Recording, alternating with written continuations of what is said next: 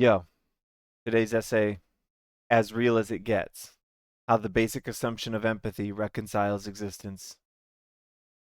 Dictionary.com defines Sonder as the feeling one has on realizing that every other individual one sees has a life as full and real as one's own, in which they are the central character and others, including oneself, have secondary or insignificant roles.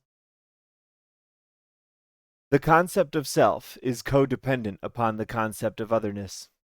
This confirmation of one another we can call verification. Verification requires otherness, as the self alone cannot distinguish reality from hallucination. Furthermore, credibility requires verification. Credible fact is as close to true knowledge of reality as humans can get. In other words, to reconcile existence, empathy must be assumed. The basic assumption of empathy allows for the basic assumptions of science to be indistinguishable from fact. By conceding to the observations of others, we know the universe exists, know that we can learn from the universe, and know that we can make use of what we've learned. As well, the basic assumption of empathy could not exist without existence itself. These facts suggest that empathy and existence are codependent. Furthermore, credibility comes from the opportunity for three perspectives to employ an infinitely recursive function we can call the tetrahedron of truth. Credible is as close to true as humans can get. Credibility is the quality of being trusted and believed in. This assumes empathy as the trust and belief is implied to be coming from external perspectives. With oneself and another, one can achieve verification, but not credibility. This is because the original observer cannot verify their observation of the other who is providing verification. Furthermore, the verifier can't truly get verification of their own verification from the original observer because that observer made the original observation to begin with. So, seeking verification from the original observer is not a check against whether or not the original observation is a hallucination or a deception. For example, Socrates, with the help of an interlocutor, can reproduce an observation, thus achieving verification. However, Socrates is still challenged by the fact that his observation of the interlocutor herself requires peer review. Furthermore, the interlocutor cannot observe herself from an external perspective. So, when attempting to understand reality, two people will always be left to wonder if their models are truly credible. However, with three perspectives, Socrates, with the help of an interlocutor and a witness, can verify an observation while also reproducing the verification of the observation, thus achieving credibility. Socrates can make an observation, the interlocutor can verify the observation, and the witness can verify both the original observation as well as the interlocutor's verification. Socrates, with the help of an interlocutor and a witness, can reproduce original observations while also introducing the infinitely recursive function of the witness. This recursive function is the infinite ability to reproduce observation while also reproducing reproductions of observations. This recursive functionality means that the three parties can credibly measure objective reality, even given the limits of human perception. The infinite recursive function of the tetrahedron of truth becomes obvious when one realizes that we are all Socrates, we are all the interlocutor, and we are all the witness. With no less than three observers, one can reproduce the reproduction of the observation in a cyclical manner that checks all participants against hallucination, misunderstanding, and deception. This recursive function is not possible with two or fewer observers. It bears repeating. Credible is as close to truth as humans can get. Even given the assumption of empathy, it remains impossible to observe the noumena or to pierce all of the veils described by Kant, Hegel, and Heidegger. However, The assumption of empathy concedes that other people have as much experience and autonomy as we do. That is to say, other people are part of and experience the universe just as much as we do. This, combined with the opportunity for others to communicate the facts of their observations, implies that one can verify their own observations with the help of another. However, another cannot verify their own verification, and the one cannot verify verification because of the risk that agreement may be achieved mistakenly. Like how broken clocks may be right twice a day, an observation verified by only two perspectives does not guarantee sound understanding and therefore cannot be trusted. As stated earlier, credibility is the quality of being trusted and believed in. In order to achieve credibility, one needs trust. To gain trust, and therefore credibility, one must demonstrate that their claims can withstand infinite investigation without producing contrary evidence. This infinite investigation is not necessarily infinite in time and space, but is achieved via the infinitely recursive function of three observers, the tetrahedron of truth.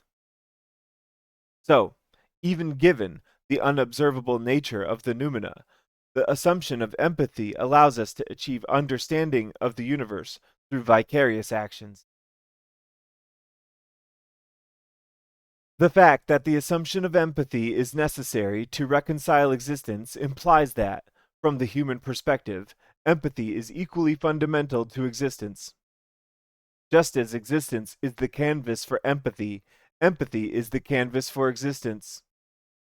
Thus, to deny empathy is to make oneself ignorant to the canvas of existence. To deny empathy is to deny any chance at credibility. Given the human condition, to deny empathy is to admit to ignorance, dishonesty, or stupidity. The assumption of empathy extends the limits of our perceptions. With the help of two other people, one and all can leverage the sum of their perceptions to perform infinitely recursive investigations which have the potential to bring human understanding as near to the truth as the universe can provide. While the universe generates our perspective wholly within ourselves, the self becomes the limit of perception. However, by assuming empathy, one can extend the limits of their perception to include the perceptions of others. With one other person, we can investigate the truth. With two other people, we can leverage infinitely recursive investigations. This suggests a parabolic function of multiple perspectives, wherein one person has zero understanding, two people can have some understanding, and three people have the opportunity to access all possible understanding. Thus, the total of multiple perspectives is greater than the sum of its parts. Thus, the infinite potential is the fundamental reason for empathy and cooperation. Thus, cooperation is a prime directive. Thus, those who diminish cooperation must be made to cooperate or be exiled. If we are to achieve understanding, we must first assume empathy. And we'll finish with a couple quotes. Science and empiricism converts noumena to phenomena. Exile is the most appropriate punishment for those who cannot be made to cooperate. Those are from me. All right. So let's do some whiteboard work here. Let's look at the whiteboard here. We got browser paint, and we're going to talk a little bit more about the concept of the tetrahedron of truth. All right, so at the top here we have Davidson's triangulation. So triangulation is a concept that was introduced by Donald Davidson. Basically, the idea is you've got two people, one, two, and the universe. Okay?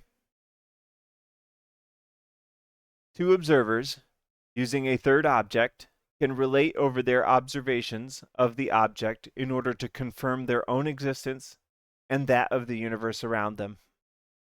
The triangle is formed of a base of two mutually communicating observers with two intersecting, overlapping observations of the universe. Furthermore, the universe itself sometimes provides evidence of previous phenomena or witness to the actions of two observers. All right, so the example that I'd like to use for Davidson's triangulation is after the shot, the weapon is dirty and the target is damaged. So imagine number one here has a gun. Number one fires the gun and shoots a target. So now the gun is dirty and the target is damaged. Two saw the whole thing. Okay. So two can verify that one did those things, and then they both of them can observe the dirtiness of the weapon and the damage to the target to further deduce that the thing happened. The weapon was fired and the target is damaged. And so that's the triangle here. Using two observers, they can relate over their observations of the object in order to confirm their own existence. So two observers are capable of confirming their existence. But the tetrahedron of truth takes this idea a step further by introducing another perspective. Three observers, sharing their observations of the universe, can leverage infinitely recursive investigations in order to achieve understanding which is as close to true as possible. The tetrahedron is formed of a base of three mutually communicating observers with three intersecting, overlapping observations which culminate upon the universe. The tetrahedron introduces a dimension that is necessary to work around the problems of hallucination and deception. With infinitely recursive investigations, three perspectives can also make phenomena of what two perspectives would leave as noumena. And the example I'd like to use here is through the though the particles became instantly indeterminate, the result was verified by two independent bodies. So there are events that humans can observe which don't leave any observable evidence behind. So the only thing that's left behind is the recordings of our tools. However, we can credibly say that our observations happened or that our claims are true because the result is verified by two independent bodies.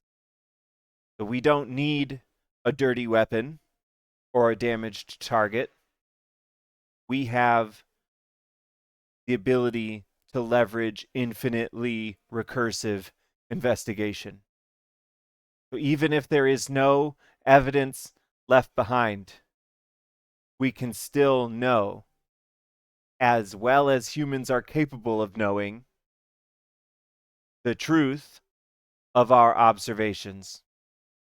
The tetrahedron of truth.